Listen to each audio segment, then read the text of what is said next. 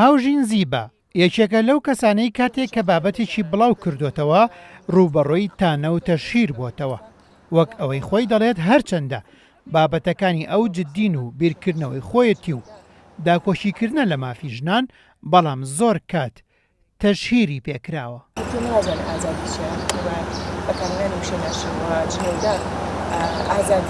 بە من کاتێکە و پۆستەم کردوگار هەمان پۆستی تۆشاگەت و پۆستەکەشت باش بێ و کۆمەڵا خەڵکانێک پێیان باش بێ بەڵام بۆ من ئەو خەڵکانە زۆر کەمترن کە پێیان باشە و ڕاستە و خۆ هێرشەکەنە سەر شخصیەتی من و جەستەی من و ئەنجە دایک و خوشک و بنەماڵەش. هونەرمەند گەزیزە عومەر یەکێکە لەو 240 کەسایەتیەی کە لە کامپینی هەڵمەتی پاکردنەوەی سۆشیال میدیا لە جنێ و سوکایەتی بەشدارە.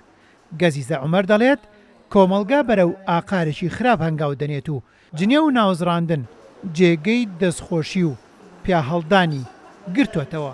ئەم پەیجانە کاریگەریەکی زۆر خراپیان هەیە بە شێوەیە کارەکەن کە هەندێک کەسایەتیان لە هەموو شتێک داماڵیوە. هەموو بابەتە مەترسیدارەکان ئەمڕۆ بچوو کراوەتەوە لە بازنێکی زۆر بچووکە بۆ ناوناتۆرەی ناشرین قسەکردن بە یەکتری دروستبوونی پەیجی تایبەت و فەیک بە ناوی کەسی ترەوە.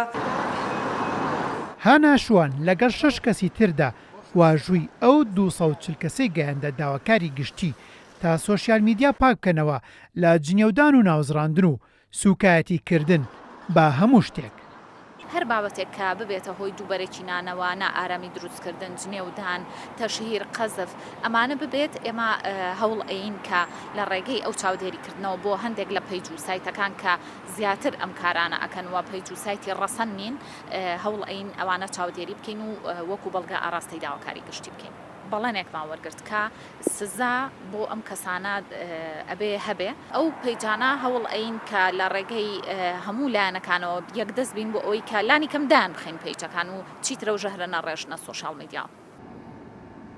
پەیجی ساختە و سۆشیال میدیای ئاراستەکرا و نووسینی جنێ و ئامێس لە ئێستادا بەڕووبەرێکی بەرفراوان لە سۆشیال میدیادا دەبینرێت بە جۆرێک قسە بە ناوی خەڵکەوە دەکەن بێ ئەوەی قسەی کرد بێ جنێ و بە خەڵک دەدەن کە لێرە بەدواوە ڕایگشتی هاتۆتە سەرخەت بۆ سزادانی ئەوانەی سۆشیال میدیا بە ئاراستێکی خراپدا بەکاردێنن. هێمن قادر، کورد سات نیوز، سلێمانی.